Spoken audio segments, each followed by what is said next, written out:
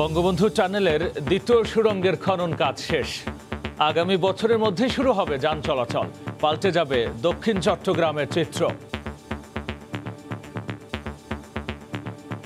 বায়োডাক্ট এবং রোডের কাজও আমাদের চলতেছে। 2022 সালের ডিসেম্বরের মধ্যে সম্পন্ন করার জন্য আমরা চেষ্টা চালিয়ে যাচ্ছি। দক্ষিণ চট্টগ্রামে প্রসার ঘটানোর ক্ষেত্রে এই কানেক্টিভিটি খুবই প্রয়োজন ছিল। পারমাণবিক বিদ্যুতের যুগে প্রবেশে আরও এক ধাপ এগুলো দেশ। রূপপুরে প্রথম ইউনিটের চুল্লি বসছে রোববার। 2023 সালেই চালুর আশা। প্রকল্পের 50% কাজ সম্পন্ন করব, আর পরবর্তী যেগুলো থাকলো সব যন্ত্রপাতি স্থাপনের কাজ। পৃথিবীতে এই ধরনের সফিস্টিকেটেড টেকনোলজি নিয়ে মাত্র 33টা দেশ ইনক্লুডিং আস আমরা এই কাজ করতে পারি। দেখছেন প্রধান শিরোনাম। রাতের সময়ে সঙ্গে আছে আমি গোলাম রাব্বি। এবার অন্যান্য শীর্ষ সংবাদ। জাতীয় নির্বাচনের প্রস্তুতি ও রাজনৈতিক পরিস্থিতি নিয়ে চলছে বিএনপির সিরিজ বৈঠক। দলটি আন্দোলনের ডাক দিলেও নেতা কর্মীদেরই সাড়া মেলে না, বললেন ওবায়দুল কাদের। কিউকমে বিনিয়োগের টাকা ফেরতের দাবিতে মানববন্ধন। প্রতিষ্ঠানটির হেড অফ সেলস আরজে নীরব একদিনের রিমান্ডে। দায়ীদের বিরুদ্ধে ব্যবস্থা নেবে সরকার। সপ্তাহ ব্যবধানে রাজধানীতে ফের ঊর্ধ্বমুখী ডেঙ্গুর প্রকোপ। ঢাকার বাইরে থেকেও আসছেন রোগী, উপসর্গেও পরিবর্তন। 7 মাস পর এক অঙ্কে নামল করোনায় মৃত্যু।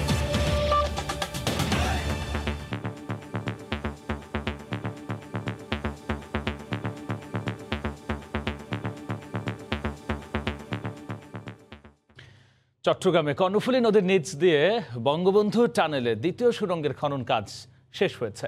প্রথম সুড়ঙ্গ খনন করতে যে সময় লেগেছিল তার থেকে 7 মাস কম সময়ে শেষ হলো এ দ্বিতীয়টির কাজ। আর সব মিলিয়ে টানেলের সার্বিক কাজের 73% শেষ হয়েছে বলে জানান প্রকল্প পরিচালক। পার্থপ্রতিম বিশ্বাসের রিপোর্ট। চট্টগ্রামের কর্ণফুলী টানেলের মাটির নিচ দিয়ে দ্বিতীয় টিউবের বোরিং মেশিনের মাধ্যমে খনন কাজ শেষ। বোরিং মেশিনের মাধ্যমে প্রথম টিউবের কাজ শেষ করতে 17 মাস সময় লেগেছিল, কিন্তু আনোয়ারা প্রান্ত থেকে খনন কাজ শুরু করে পতেঙ্গা প্রান্তে এসে দ্বিতীয় টিউবের কাজ শেষ করতে সময় লেগেছে 10 মাস। দুটি সুড়ঙ্গের কাজ শেষ হওয়ার মাধ্যমে টানেলের জটিল অংশের কাজ শেষ। এখন বাকি রাস্তা তৈরি ও অন্যান্য কাজ। নদীর তলদেশ দিয়ে 18 থেকে 31 মিটার গভীরতায় সুড়ঙ্গ তৈরি করা হচ্ছে, প্রতিটি 35 ফুট প্রশস্ত ও 16 ফুট উচ্চতার। নদীর তলদেশে নির্মাণাধীন দেশের প্রথম টানেলের ব্যয় ধরা হয়েছে 10,374 কোটি টাকা। মূল টানেলের দৈর্ঘ্য 3.32 কিলোমিটার। এর মধ্যে টানেলের প্রতিটি সুড়ঙ্গের দৈর্ঘ্য 2.45 কিলোমিটার। দুই সুড়ঙ্গে দুটি করে 4টি লেন থাকবে। বর্তমানে টানেলের 73% কাজ শেষ হয়েছে বলে জানান প্রকল্প পরিচালক। লেন্স লেভেল ইন্টারনেট স্ট্রাকচারের কাজ চলবে। এক টিউবের মধ্যে চলতেছে। বায়োডাক্ট এবং রোডের কাজও আমাদের চলতেছে। 2022 সালের ডিসেম্বরের মধ্যে সম্পন্ন করার জন্য আমরা চেষ্টা চালিয়ে যাচ্ছি। শুধু টানেল নয়, সংযোগ সড়কগুলোর কাজ দ্রুত শেষ করা দরকার বলে মনে করে নগর পরিকল্পনাবিদ। দ্রুততম সময় বাস্তবায়ন করে টানেলের সুফলটা যেন আমরা পুরোপুরি পেতে পারি, সেটার জন্য এখন সবার চেষ্টা করে। এই টানেলের কাজ শেষ হলে নদীর ওপারে দক্ষিণ চট্টগ্রামের সাথে কানেক্টিভিটির মাধ্যমে বৈপ্লবিক পরিবর্তন আসবে বলে মনে করেন ব্যবসায়ী নেতারা। দক্ষিণ চট্টগ্রামে আরও অনেক শিল্পায়ন হবে এবং যে ইন্ডাস্ট্রিয়াল জোন যেগুলো হচ্ছে প্রসার ঘটানোর ক্ষেত্রে এই কানেক্টিভিটি খুবই প্রয়োজন ছিল। 2019 সালের 24 ফেব্রুয়ারি টানেলের বোরিং কাজের উদ্বোধন করেন প্রধানমন্ত্রী শেখ হাসিনা। প্রথম টিউবের খনন কাজ শেষ হওয়ার পর দ্বিতীয় টিউবের বোরিং মেশিনের মাধ্যমে খনন কাজ শেষ হতে সময় লেগেছে শুধুমাত্র 10 মাস। এখন নির্ধারিত সময়ের মধ্যেই কর্ণফুলী টানেলের কাজ শেষ করে যানবাহন চলাচলের জন্য উন্মুক্ত করে দিবে এই প্রত্যাশা সকলের। কর্ণফুলী টানেলের সামনে থেকে পার্থপ্রতিম বিশ্বাস, সময় সংবাদ, চট্টগ্রাম। এদিকে চলতি মাসেই বাস্তবায়নের পথে আরও এক ধাপ এগিয়ে যাবে রূপপুর পারমাণবিক বিদ্যুৎ কেন্দ্র। কেন্দ্রটির প্রথম ইউনিটের পারমাণবিক চুল্লি বা রিঅ্যাক্টর প্রেসার ভেসেল বসানোর কাজ শুরু হচ্ছে রোববার। এরই মধ্যে চুল্লি স্থাপনের সব প্রস্তুতি শেষ। প্রকল্পের মূল কাজ এগিয়েছে প্রায় 50%। আর তাই সরকারের আশা 2023 সালেই পরমাণু বিদ্যুৎ পাবে দেশ। পাবনা থেকে ফিরে সালাউদ্দিন লিয়ার ক্যামেরায় দেবাশিস রায় রিপোর্ট। স্বাধীনতার 50 বছরের মাথায় দেশের স্বপ্নের প্রকল্প রূপপুর পারমাণবিক বিদ্যুৎ কেন্দ্রের দৃশ্যমান এই চুল্লি ভবনগুলো জানান দিচ্ছে খুব বেশি সময় বাকি নেই এর চূড়ান্ত স্তরে পৌঁছাতে। 2017 সালের নভেম্বরে মূল নির্মাণ কাজ শুরু হবার পর থেকে আমূল পাল্টে গেছে রূপপুরের এই প্রকল্প এলাকা। প্রথম ইউনিটের রিঅ্যাক্টর ভবন প্রায় প্রস্তুত, ভৌত অবকাঠামোতে এগিয়ে যাচ্ছে দ্বিতীয় ইউনিটও।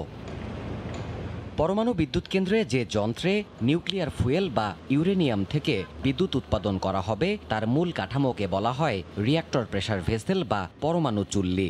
এসব বিদ্যুৎ কেন্দ্রের প্রাণ হিসেবেই বিবেচনা করা হয় এই বিশেষ যন্ত্রাংশকে। এটি স্থাপনের জটিল কাজ সম্পন্ন করার মাধ্যমেই গুরুত্বপূর্ণ মাইলফলক অর্জিত হবে বলে মত প্রকল্প বাস্তবায়নে থাকা কর্মকর্তাদের। রিঅ্যাক্টর প্রেসার ভেসেল আমরা বসাচ্ছি, তারপরে পরের যেটা আসবে আমাদের স্টিম জেনারেটর। তাতে যে গুরুত্বপূর্ণ 6টি যে অঙ্গ, এর মধ্যে 4টাই রিঅ্যাক্টর বিল্ডিংয়ে প্লেস করা আছে। ইউনিট 1-এর যত গুরুত্বপূর্ণ যন্ত্রপাতি সবগুলি মূলত এই বসে যাচ্ছে।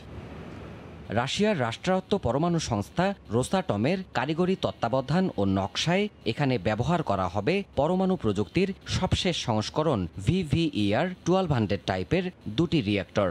প্রথম ইউনিটের জন্য 4টি স্টিম জেনারেটর, প্রেসারাইজার, হাইড্রো অ্যাকোমোডেটর ও কুল্যান্ট পাম্পের মতো ভারী যন্ত্র এখন রূপপুরের মাটিতে। এই বছরের মধ্যে প্রকল্পের 50% কাজ সম্পন্ন করব, আর পরবর্তী যেগুলো থাকলেও সব যন্ত্রপাতি স্থাপনের কাজ 2023 সালের মধ্যে আমরা আশা করব কমিশনিং কাজ সম্পন্ন করতে পারবো।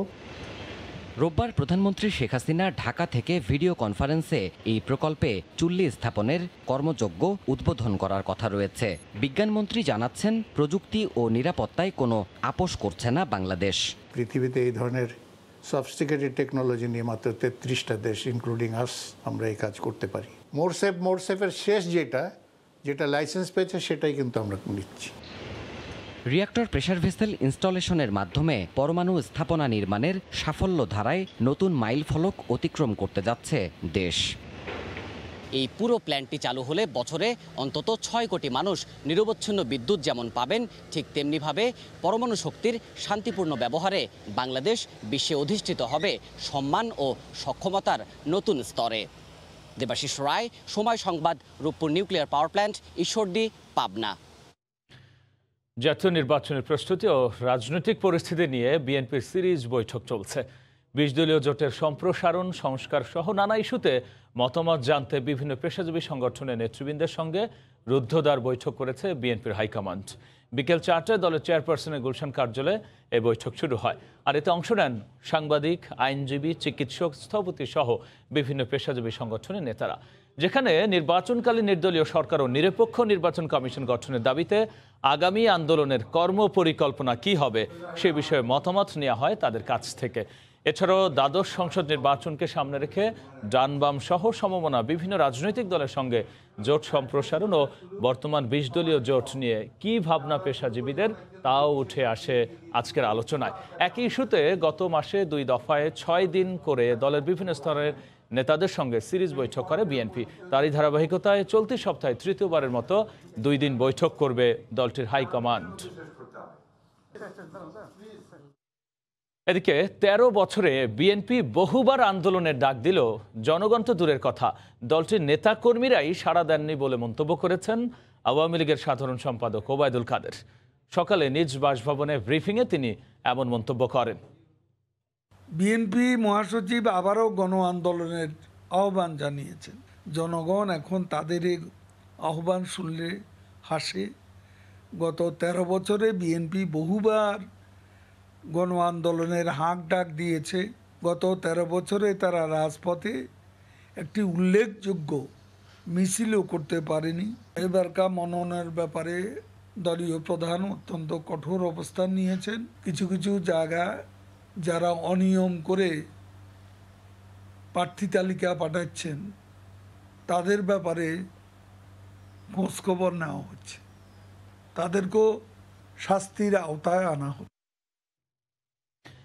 ই কমার্স প্রতিষ্ঠানে লাখ লাখ টাকা বিনিয়োগ করে নিঃস্ব তরুণরা মূলধন ফেরতের দাবিতে নেমেছেন রাস্তায়।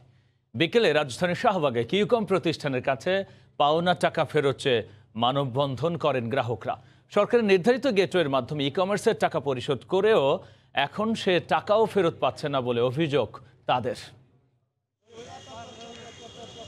কিউকম ই কমার্সের অফারের ফাঁদে পড়ে লাখ লাখ টাকার পণ্য অর্ডার করেন গ্রাহকরা। তাদের মধ্যে একজন রাজধানীর নতুন বাজার এলাকার চা দোকানি অর্চনা রানী। 7 লাখ টাকার পণ্য একাই অর্ডার করেন তিনি। যদি আমি ফেরত না পাই আমার আত্মহত্যা করা ছাড়া আর কোনো উপায় থাকবে না। শুক্রবার বিকেলে তার মতো বহু কিউকম গ্রাহক আসেন রাজধানীর শাহবাগের মানববন্ধনে। কিউকম কাস্টমার অ্যাসোসিয়েশনের দাবি, এই প্রতিষ্ঠানে পণ্য অর্ডার করেছেন প্রায় 30,000 মানুষ। সবারই এখন একটাই দাবি, টাকা ফেরত। 4 লাখ টাকার মতো প্রোডাক্ট আমার অবস্থা, আমি এখনো কোনো প্রোডাক্ট পাই নাই, কোনো প্রিন্সিপাল অ্যামাউন্টও পাই নাই। কোনো ই কমার্স প্রতিষ্ঠান যদি নির্দিষ্ট সময়ের মধ্যে পণ্য ডেলিভারিতে ব্যর্থ হয় তাহলে ওই টাকা যে মাধ্যমে সে পেমেন্ট করেছে ওই মাধ্যমে টাকাটা ব্যাক চলে আসবে। এটা ছিল ডিজিটাল কমার্স নীতিমালা 2021-এর এই নিয়মটা ছিল, এটার বাস্তবায়ন কেন হচ্ছে না? একজন ডেলিভারি বয় এরকম 1-1.5 লাখ টাকা দিয়ে একটা করা, কিন্তু এটা খুব। তারা বলছেন ই কমার্স প্রতিষ্ঠান কিউকমের কাছে গ্রাহকের পাওনা 250 কোটি টাকা, পাশাপাশি পেমেন্ট গেটওয়েতে তাদের 397 কোটি টাকা আটকে আছে।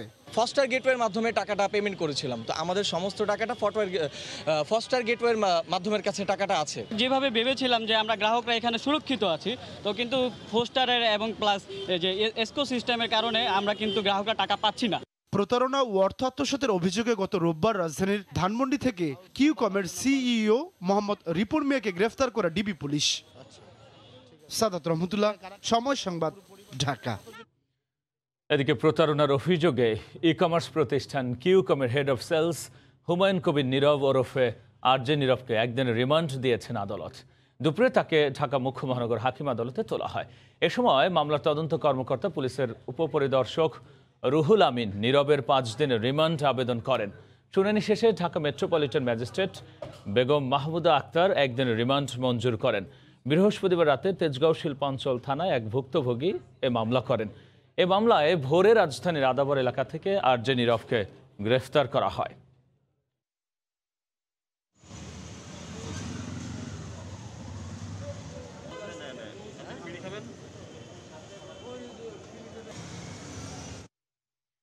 এ নিয়ে বিস্তারিত আলোচনার জন্য স্টুডিওতে যুক্ত হয়েছেন সহকর্মী সাদাত রহমতুল্লাহ। যাচ্ছি তার কাছে। সাদাত, আমরা ই কমার্স নিয়ে রিপোর্ট দেখছিলাম এবং আমরা যদি ই কমার্সের ইতিহাসটা সংক্ষেপে একটু বলি, সেটা হচ্ছে যে প্রায় 1 দশক আগে কিন্তু বাংলাদেশে ই কমার্সের যাত্রা শুরু হয় এবং 2015 সাল থেকে কিন্তু ই কমার্স জনপ্রিয়তা পাওয়া শুরু করে এবং বিশেষ করে এই যে করোনা কাল এবং হচ্ছে দেশব্যাপী যখন লকডাউন হয় তখন কিন্তু ই কমার্স এবং এফ কমার্স ভিত্তিক প্রতিষ্ঠানগুলো মানুষের সেবা দিয়ে দোরগোড়ায় পৌঁছে যায় এবং এই সুযোগটাই তখন এই প্রতারক ই কমার্সগুলো নেয়। এখন আজকের আলোচনায় যদি আমরা আসি, সাদাত, আপনি সমাবেশে ছিলেন শাহবাগে, যারা ভোক্তা তারা আসলে কি দাবি তুলছেন এবং কোন আশায় তারা এত এত টাকা অনায়াসে ই কমার্স প্রতিষ্ঠানগুলোর দিয়ে দিলেন, তাদের বিশ্বাসের জায়গাটা আসলে কি ছিল? রাব্বি, আপনি হয়তো বা দেখেছেন আসলে 2018 সালে যখন বাংলাদেশে ইভেলি নামক যে ই কমার্স প্রতিষ্ঠানটি রয়েছে তারা যখন মার্কেটে আসে তখনই কিন্তু মানুষের মধ্যে এক ধরনের উৎসাহ ছিল এবং তারা কিন্তু অর্ডার করে পণ্য পাওয়া শুরু করে দিয়েছিল। সেই আশা থেকে কিন্তু আমরা দেখেছি যে প্রায় গত 2 বছরের মধ্যে প্রায় 100 খানেকের মতো ই কমার্স প্রতিষ্ঠান কিন্তু গজিয়ে উঠেছে, যাদের কোনো প্রকার সরকারি অনুমোদন নেই, লাইসেন্স নেই, তারা কিন্তু তারা ব্যবসা করে যাচ্ছে। ফলে মানুষের যে কিছু কিছু আস্থার জায়গা তৈরি হয়েছে পণ্য পাওয়ার ক্ষেত্রে, তখনই কিন্তু দেখেছি আসলে একের পর এক প্রতিষ্ঠান এসেছে, সেখানে মানুষ বিনিয়োগও করেছে। আজকের যে কিউকম প্রতিষ্ঠান, কিউকমের মালিক কিন্তু এর মধ্যে সিইও কিন্তু গ্রেফতার হয়েছে রিপন মিয়া। আমরা দেখেছি আজকে যারা শাহবাগে বিশেষ করে যারা আন্দোলনে এসেছেন, মানববন্ধনে এসেছেন, তাদের একটি যৌক্তিক দাবি হচ্ছে যে কিছুদিন আগে অর্থাৎ জুনে যখন ইভেলির এই লেনাদেনা নিয়ে অর্থাৎ লেনদেনে যখন প্রশ্ন উঠেছিল, বাংলাদেশ ব্যাংক সহ বিভিন্ন সরকারের বিভিন্ন প্রতিষ্ঠান প্রশ্ন তুলেছিল, তখন আমরা দেখেছিলাম যে আসলে সেখানে কিন্তু লেনদেনে একটি গেটওয়ের কথা বলা হয়েছিল। তারা বলছেন যে আসলে গেটওয়ের মাধ্যমে তারা পাওনা টাকা আসলে ফেরোচ্ছেন, কারণ তারা হচ্ছে যে ফার্স্টার যে গেটওয়েটা রয়েছে সেখানে তারা টাকা বিনিয়োগ করেছেন। তার আগে আমরা দেখে আসছি আসলে এই যে আপনি বলছিলেন যে আজকের সমাবেশে তাদের দাবির কথা, এই যে এত এত টাকা এখন আটকা রয়ে গেল, সেই টাকাগুলো আসলে কোথায় আছে? সে টাকার উত্তর আমি আপনাকে অবশ্যই দিব, আসলে কোথায় সে টাকা লুকিয়ে আছে এবং কার কাছে আছে সে টাকা। তার আগে আমরা দেখে আসতেছি আসলে ই কমার্সের যে কিউকমের তাদের গ্রাহক সংখ্যা কত এবং তারা কি পরিমাণ বিনিয়োগ তারা করেছে। আমরা যদি দেখি তাহলে বলবো যে আসলে এই ব্যবসার প্রধান যে আকর্ষণ ছিল তা হচ্ছে মোটর সাইকেল দেওয়া, কারণ সাম্প্রতিক সময় করোনার পর আমরা দেখেছি আসলে মোটর সাইকেলে মানুষের বেশ আগ্রহ রয়েছে। সেই মোটর সাইকেল নেওয়ার ক্ষেত্রে কিন্তু তারা গ্রাহকদের আকৃষ্ট করতে প্রধান প্রায়োরিটি দিয়েছে হচ্ছে এই মোটর সাইকেল বিক্রি, এবং গ্রাহক যে টাকা দিয়েছে তার যে গেটওয়ে তারা ব্যবহার করেছে তা হচ্ছে ফার্স্টার যে গেটওয়ে, এই গেটওয়ের মাধ্যমে তারা টাকা দিয়েছে এবং এর মাধ্যমে আমরা দেখেছি প্রায় 30,000 গ্রাহক, এক একজন গ্রাহক প্রায় 5 থেকে 7 লাখ টাকা পর্যন্ত দিয়েছে। এমনও পেয়েছি আমরা যাদের একটি চায়ের দোকান রয়েছে তারাও কিন্তু 5 থেকে 7 লাখ টাকা বিনিয়োগ করেছেন, এবং এই বিনিয়োগের ফলে তারা বলছে আসলে গত কয়েকদিন আগে যখন এই মালিক যখন গ্রেফতার হলো রিপন মিয়া, তখন আমরা দেখেছি 250 কোটি টাকা গ্রাহকের রয়েছে এবং গেটওয়েতে আটকে আছে প্রায় 397 কোটি টাকা। এবং একটি বড় বিষয় হচ্ছে আপনারা দেখেছেন আজকে আরজি নীরবকে গ্রেফতার করেছে পুলিশ, এবং আরজি নীরব কিন্তু নিজে তার ফেসবুক আইডিতে এই কিউকম নিয়ে তিনি প্রচারণা চালিয়েছেন, মানুষকে আকৃষ্ট করেছেন। একটা মূল বিষয় হচ্ছে যখন এই ধরনের প্রতিষ্ঠান যখন বাজারে আসে তখন আমরা দেখি এমন একজন মানুষকে তারা সামনে নিয়ে আসে যাদের বিশ্বাসযোগ্যতা আসলে জনগণ যাদেরকে অন্ধের মতো বিশ্বাস করতে পারে, সেই সমস্ত মানুষকে কিন্তু তারা সামনে নিয়ে আসে এবং তাদের কথায় প্রলুব্ধ হয়ে সেই সমস্ত সাধারণ মানুষ কিন্তু আমরা দেখেছি যে সেই মানুষগুলো কিন্তু বিনিয়োগ করা শুরু করে দেওয়ার ফলে সেখানে কিন্তু প্রতারিত হয়ে থাকে। আজকে আমরা দেখেছি আসলে বাণিজ্য মন্ত্রীর কথা বলেছেন কিউকম নিয়ে, আমরা দেখেছি যে আসলে বাণিজ্য মন্ত্রীর কথা বলেছেন ই কমার্স নিয়ে। তিনি বলতে চাচ্ছেন যে আসলে যারা এই বিনিয়োগ করেছে এই ই কমার্স প্রতিষ্ঠানে তাদের দায়ভার সরকার নেবে না, তবে অপরাধীদের গ্রেফতার করার চেষ্টা চলছে, এমনটি তিনি বলেছেন। 10টা বা 12টার বিরুদ্ধে এলিগেশন আসছে, তার বিরুদ্ধে তদন্ত চলছে, আমরা দেখছি কি করা যায়। এছাড়া কিন্তু 20,000 বাকি আছে, কারণ বাইরে তারা কাজ করছে। আমরা চাই ই কমার্স ব্যবসা ভালো চলুক, যারা অপরাধ করেছে তাদের বিরুদ্ধে ব্যবস্থা। 1.5 লাখ টাকার মোটরসাইকেল 1 লাখ টাকায় পাচ্ছে, তখন তো সরকারকে বলেনি এত সস্তায় আমরা পাচ্ছি। সেটা অ্যাবনর্মাল প্রাইসে তারা নিয়েছে, এই আমাদের ক্রেতাদেরকে সেই ইটা সম্বরণ করতে হবে। রাব্বি শুনছিলেন আসলে বাণিজ্যমন্ত্রী এরই মধ্যে বলেছেন আসলে মানুষ কিন্তু 3 লাখ টাকার মোটরসাইকেল যখন 1 লাখ টাকা পেয়ে থাকেন তখনই কিন্তু এই ধরনের ঘটনা ঘটে। একটা বিষয়, যখন সরকারের এত বড় উচ্চ পর্যায় থেকে এই কথা আসে যে তার দায় নেবে না, এরকম একটা ইঙ্গিত দেওয়া হয়, তখন একটা প্রশ্ন উঠে আসে, সেটি হচ্ছে যখন সবার লোকচক্ষুর সামনে এরকম বড় বড় অফারের ব্যবসাটা চলে তখন তাদের দমানোর জন্য কেন কর্তৃপক্ষ ব্যবস্থা নিল না? এই প্রশ্নটির দায় কি কোনো সংগঠন এড়াতে পারে? সরকারের কোনো দায়িত্বশীল কিংবা যে সমস্ত প্রতিষ্ঠানগুলো রয়েছে যাদেরকে দেখভালের দায়িত্ব রয়েছে, ই কমার্সও আমাদের ই কমার্স অ্যাসোসিয়েশন রয়েছে এবং ই ক্যাব রয়েছে, পাশাপাশি সরকার বাণিজ্য মন্ত্রণালয় রয়েছে, এবং আপনি দেখবেন আসলে এই ধরনের লেনদেনে কিন্তু প্রায় লাখ টাকার উপরে কিন্তু সেখানে লেনদেন হয়েছে। সেই লেনদেনের যে গেটওয়ে ছিল সেই গেটওয়ের অবশ্যই যাচাই করা উচিত ছিল এই টাকা কোথায় যাচ্ছে এবং কেন ক্রয় করতে, কি ক্রয় করবে তারা গ্রাহক। ফলে সেই বিষয়গুলো কিন্তু যথাসময় নেওয়া হয় না। আমরা যখন দেখেছি 2018 সাল থেকে কিন্তু ইভেলি ব্যবসা করে আসছে বাজারে এবং সাধারণ মানুষকে আকৃষ্ট করে আসছে, তারপর আমরা কিন্তু কিছুদিন আগে দেখেছি ইভেলির এবং তাদের বিভিন্ন কর্মকাণ্ডে কিন্তু সরকার উচ্চ পদস্থ বা অন্যান্য সংগঠনের লোকদেরও কিন্তু দেখা গেছে। আমরা যদি অন্য আলোচনায় যাই যে কোন কোন ই কমার্স প্রতিষ্ঠানগুলোর কত টাকা এখন জব্দ আছে, আপনি যদি এই আলোচনা যদি ফিরতে চাই তাহলে বলবো যে আসলে বাংলাদেশে প্রায় এই দেড় যুগের বাংলাদেশে এখন পর্যন্ত প্রায় 21,000 কোটি টাকা এই গ্রাহকের আটকে আছে কিন্তু বিভিন্ন ই কমার্সে। কেমন আটকে আছে সে আপনি যদি ধরেন ইভ্যালি থেকে কিন্তু তার আগে শুরু করার ডেস্টিনি, সেখানে কিন্তু রয়েছে। সব প্রথম আমরা দেখি ইভ্যালিতে আসলে এই টাকা যাদের আটকে আছে সে অ্যাকাউন্ট কিন্তু ফ্রিজ করে দিয়েছে বাংলাদেশ ব্যাংক, এবং কারো ক্ষেত্রে তলব করেছে ইভ্যালির অ্যাকাউন্ট ফ্রিজ করে দিয়েছে বাংলাদেশ ব্যাংক, ই অরেঞ্জ ব্যাংক ফ্রিজ করা হয়েছে, ধামাকা শপিংয়ের ব্যাংক হিসাব ফ্রিজ করা হয়েছে, তালিকায় নাম আছে আলিশা মার্ট, সিরাজগঞ্জ শপ, আলাদিনের প্রদীপ এবং বুম বুম এবং দালাল প্লাস, এমন বহু প্রতিষ্ঠান কিন্তু রয়েছে। তাদের ক্ষেত্রে কিন্তু আমরা দেখেছি যে এই সমস্ত 11টির মতো প্রতিষ্ঠান তাদেরকে কিন্তু ব্যাংক হিসাব তলব করা হয়েছে এবং তাদেরকে চেষ্টা করছে তাদের যে লেনদেন হয়েছে এবং এই লেনদেনের উৎস, পাশাপাশি এই লেনদেনের টাকা কোথায় গিয়েছে। কারণ সাম্প্রতিক সময় আপনি শুনেছেন যে লেনদেনের টাকা কিন্তু বিদেশে পাচারের মতো ঘটনা কিন্তু আমরা দেখেছি যে অনুসন্ধানে উঠে আসছে। ফলে এই ব্যাংকগুলোর হিসাবে তলব করার মূল কারণ আর গ্রেফতার করা হলো ই কমার্সের সংশ্লিষ্ট যারা কর্তা ব্যক্তি রয়েছেন তাদের কাদের আসলে গ্রেফতার করা হলো?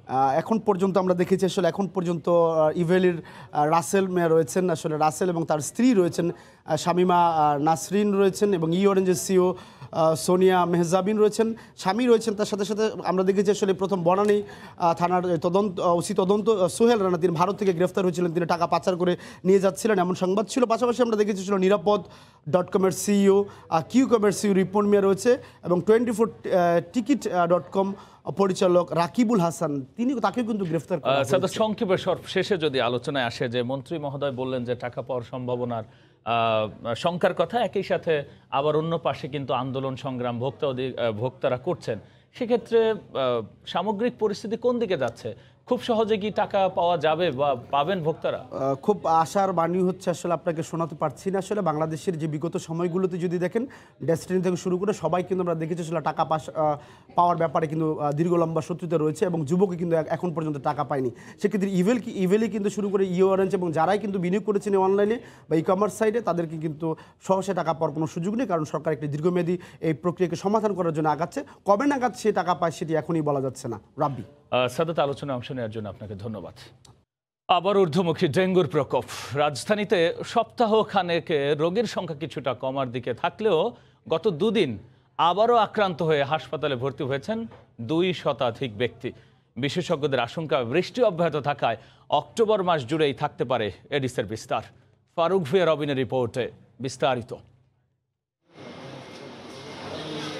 রাজধানীর শনির আখড়া এলাকার বাসিন্দা তাসলিমা হোসেন ডেঙ্গুতে আক্রান্ত হয়ে ভর্তি রাজধানীর মিটফোর্ড হাসপাতালে। তবে উদ্বেগ নিজেকে নিয়ে নয়, বেশি ভাবাচ্ছে ক্লাস 9-এ পড়ুয়া সন্তান ভর্তি একই হাসপাতালে ডেঙ্গু ওয়ার্ডে। খুবই কষ্টকর, এটা যার হয়েছে সে বলতে পারবে হয়তো। আমার সাথে সাথে আমার ছেলে 2 জন হওয়াতে আমি যে কতটুকু মানসিক এতে আছি সেটা আমি ভাষায় বোঝাতে পারবো না। শান্তি লাগে না আমার ছেলের জন্য, আমার খুব অস্থির লাগে। হাসপাতালে আগের তুলনায় রোগী চাপ কিছুটা কমেছে বটে, তবে পরিস্থিতি এখনও নাগালে আসেনি। শঙ্কার বিষয় হলো হঠাৎ করে আবারও ঊর্ধ্বমুখী ডেঙ্গুর প্রকোপ। 6 দিন 200-র নিচে থাকার পর গত 2 দিন ধরেই দৈনিক আক্রান্তের হার আবারও 2 শতাধিক। রাজধানীর বিভিন্ন এলাকায় যেমন কমছে না রোগী, তেমনি ঢাকার বাইরে থেকেও আসছেন অনেক ডেঙ্গু আক্রান্ত। ও ভোলা থাকে, তারপর ওর 6 দিন ধরে জ্বর, পাশাপাশি মাথা ব্যথা, বমি ছিল আর পেট ব্যথা, ওর বাথরুম হয় না। শরীর একদম দুর্বল হয়ে গেছে, তো কাশ অনেক ছিল, রক্তের প্লাটিনা একদম নেমে গেছে, কাশের জন্য ঘুমাইতে পারতেছিল না। এটা যে কি ভোগান্তি, এটা শুধুমাত্র এই রোগী এবং রোগীর আত্মীয় স্বজন যারা আছে তারা বোঝে। যদি ঢাকা সিটি কর্পোরেশন সঠিক মতো পদক্ষেপ নিত, আমরা এত কষ্ট করতে হতো না। আগে আমরা যেরকম উপসর্গ ভাবছিলাম, বাট এটা এখন পরিবর্তন হচ্ছে। পেটে ব্যথা, তারপর বমি, ডায়রিয়া এগুলো নিয়ে আসছে, সাথে আবার হচ্ছে শ্বাসকষ্ট, বুকে ব্যথা, এগুলো নিয়েও হচ্ছে রোগী প্রেজেন্ট করছে। অক্টোবরে এডিসের বিস্তার নিয়ন্ত্রণে থাকার কথা থাকলেও বাস্তব চিত্র উল্টো হওয়ার জন্য সাম্প্রতিক বৃষ্টি বড় কারণ বলে মনে করেন বিশেষজ্ঞরা। তাদের শঙ্কা, চলতি মাস জুড়েই নগরবাসীকে ভোগাতে পারে ডেঙ্গু পরিস্থিতি। এই অক্টোবরে বৃষ্টিপাত হওয়ার কারণে দেখা যাবে যে অক্টোবর জুড়েই আমাদের দেশে ডেঙ্গুর প্রাদুর্ভাবটি থাকবে। আরেকটি বিষয় লক্ষ্য রাখতে হবে, এখন আমাদের প্রেডিকশন মডেল বলছে সারা বছরই কম বেশি ডেঙ্গু থাকবে, কারণ আমাদের দেশের আর্দ্রতা, তাপমাত্রা সারা বছরই এডিস মশা জন্মানোর জন্য উপযোগী। অক্টোবরের প্রথম সপ্তাহেই ডেঙ্গুতে প্রাণহানি ঘটে 4 জনের। ফারুক ভিয়া রবিন, সময় সংবাদ, ঢাকা। এদিকে 7 মাসের মধ্যে দেশে করোনায় সর্বনিম্ন 7 জন মারা গেছেন। স্বাস্থ্য অধিদপ্তরের তথ্য বলছে, গত 24 ঘন্টায় শনাক্ত হয়েছেন 644 জন। নমুনা পরীক্ষা বিবেচনায় শনাক্তের হার 2.74। এ পর্যন্ত দেশে মোট শনাক্ত হয়েছেন 15,61,463 জন। করোনায় এ পর্যন্ত মোট মৃত্যু হয়েছে 27,654 জন। এর আগে বৃহস্পতিবার করোনায় 12 জনের মৃত্যু হয়। বঙ্গবন্ধু হত্যার পর অসুররা আবারও মাথাচাড়া দিয়ে উঠেছে বলে মন্তব্য করেছেন আওয়ামী লীগ নেতা অ্যাডভোকেট কামরুল ইসলাম এমপি। সকালে কেরানীগঞ্জের উপজেলা পরিষদ মিলনায়তনে সার্বজনীন শারদীয় দুর্গা উৎসব উপলক্ষে প্রধানমন্ত্রীর শুভেচ্ছা উপহার বিতরণ অনুষ্ঠানে তিনি আরও বলেন, ষড়যন্ত্রকারীরা যাতে জনদুর্ভোগ সৃষ্টি করতে না পারে সেদিকে সজাগ দৃষ্টি রাখতে হবে। দেশের মানুষকে জিম্মি করে ফায়দা লুটছে একটি গোষ্ঠী, তারা দেশের উন্নয়নের অগ্রযাত্রাকে থামিয়ে দেওয়ার ষড়যন্ত্র করছে বলেও মন্তব্য করেন তিনি। পরে কেরানীগঞ্জের 147টি পূজা মণ্ডপের প্রতিনিধিদের সাথে প্রধানমন্ত্রীর উপহার তুলে দেওয়া হয়।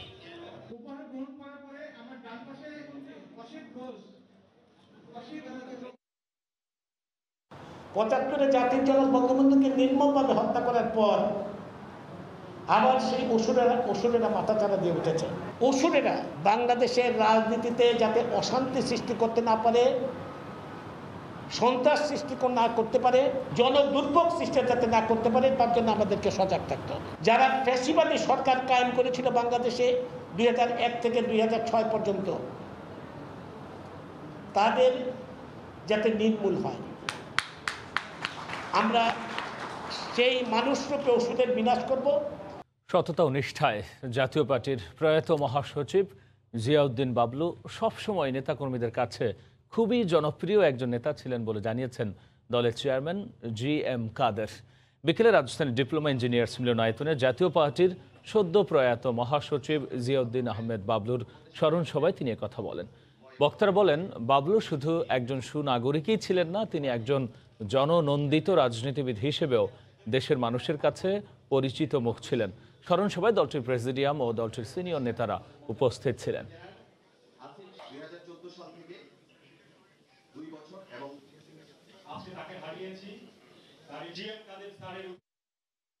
জিয়াউদ্দিন আহমেদ বাবলু আমাদের মাঝে নেই। এই তো অল্প কিছুদিন আগেই ছিলেন আমার পাশে, সদাহাস্যময় একজন তরুণ যুবকের মতো সর্বদা আমাদের সঙ্গে সঙ্গে থাকতেন এবং সারা আসরকে উনি মাতিয়ে রাখতেন। ওনার সেই ব্যবহার, সে যে ধরনের ওনার বক্তব্য, সব কিছু মিলিয়ে ওনার মধ্যে যে একটা নিজস্বতা ছিল, স্বকীয়তা ছিল, সেটা আমরা সবসময় অনুভব করতাম।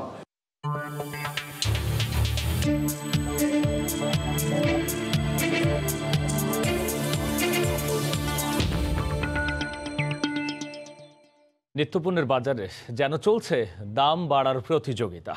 প্রতিদিনই বাড়ছে মুরগির দাম, আর সপ্তাহ ব্যবধানে নদীর মাছের দাম বেড়েছে কেজিতে 200 টাকা পর্যন্ত। 50 টাকার নিচে নেই কোনো সবজি। বাজার নিয়ন্ত্রণে তাই সরকারের কড়া নজরদারি চান ভোক্তারা। রাজধানী মোহাম্মদপুর টাউন হল মার্কেট ঘুরে রিপোর্ট করেছেন কামরুল হাসান সবুজ।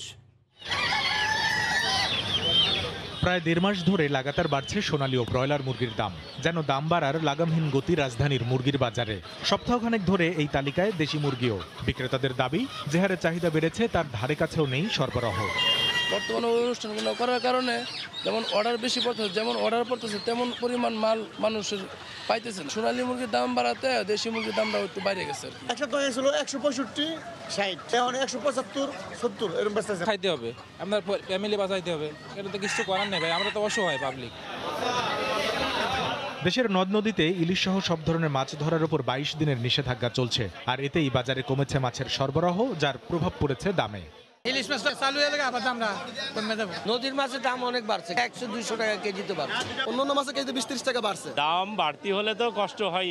সাপ্তাহিক ছুটির দিনে ভোক্তাদের স্বস্তি নেই সবজির বাজারেও। 50 টাকা কমার পর কাঁচামরিচ বিক্রি হচ্ছে 150 টাকা কেজি দরে। করল্লা 70 টাকায়, পটল, চিচিঙ্গা, ঝিঙ্গা 50 টাকার নিচে কেনা যাচ্ছে না। বাজারে উঠেছে শীতকালীন সবজি, সেখানেও আগুন। 120 টাকায় বিক্রি হচ্ছে শিম, গাজর 160 টাকায়। বরাবরের মতো নানা অজুহাত বিক্রেতাদের। টমেটো 160 টাকা কেজি, গ্যাসের সপ্তাহে বেশি 100 টাকা কেজি। বেগুন 120 টাকা কেজি, ওটা আছে 70 টাকা, উস্তা 80 টাকা। কপি আছে 50 টাকা পিস, পাতাকপি 50 টাকা পিস। যেরকম কিনে আনে ওরকম বেচতেছে। এখন দেশিটা 70 টাকা আর ইন্ডিয়ানটা 65 টাকা। যার যা খুশি সেরকম বাজারে দাম হাঁকাচ্ছে, কোনো মনিটরিং করতেছে না এবং দেশের প্রত্যেকটা জিনিস আমাদের ক্রয় ক্ষমতার বাইরে। প্রতি মাসে প্রত্যেকটা মালের দাম বাড়তে, এটা দায়িত্ব কার? সরবরাহ না বাড়লে সবজির দাম কমবে না বলে জানান বিক্রেতারা। কামরুল হাসান সবুজ, সময় সংবাদ, ঢাকা। এ পর্যায়ে শীর্ষ সংবাদ জানিয়ে দিচ্ছি আরও একবার। চট্টগ্রামে বঙ্গবন্ধু টানেলের দ্বিতীয় সুড়ঙ্গের খনন কাজ শেষ। পারমাণবিক বিদ্যুতের যুগে প্রবেশে আরেক ধাপ এগুলো দেশ। রূপপুরে প্রথম ইউনিটের চুল্লি বসছে রোববার। জাতীয় নির্বাচনের প্রস্তুতি ও রাজনৈতিক পরিস্থিতি নিয়ে বিএনপির সিরিজ বৈঠক। দলটি আন্দোলনের ডাক দিলেও নেতাকর্মীদেরই সাড়া মেলে না, বললেন ওবায়দুল কাদের। এবং কিউকমে বিনিয়োগের টাকা ফেরতের দাবিতে মানববন্ধন। প্রতিষ্ঠানটির হেড অফ সেলস আরজে নীরব একদিনের রিমান্ডে। দায়ীদের বিরুদ্ধে ব্যবস্থা নেবে সরকার। এই ছিল রাতের সময়, সঙ্গেই থাকুন সময়।